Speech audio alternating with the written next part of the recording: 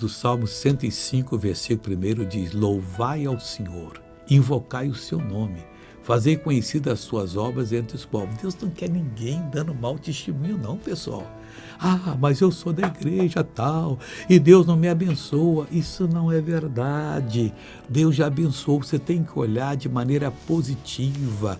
Você pode ser a pessoa mais errada do mundo, a pessoa mais miserável da terra, a pessoa mais doente. Quando você entender, você vai dizer, ó, louvai ao Senhor e invocai o seu nome. Eu vou fazer isso, louvar a Deus, invocar o nome dele, porque eu tenho que fazer conhecidas as suas obras entre os povos. Que obra? Aquilo que Jesus fez na cruz do Calvário. Você foi perdoado, você foi curado, você tem direito à prosperidade. Esqueça tudo e obedeça o que diz o Salmo 105:1 e você vai ser uma bênção. Louvai o Senhor, invocai o seu nome, fazer conhecidas as suas obras entre os povos. Veja essa pessoa abençoada.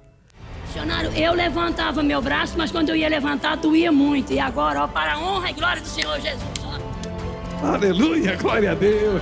O diabo está debaixo do meu pé. Amém, em nome de Jesus.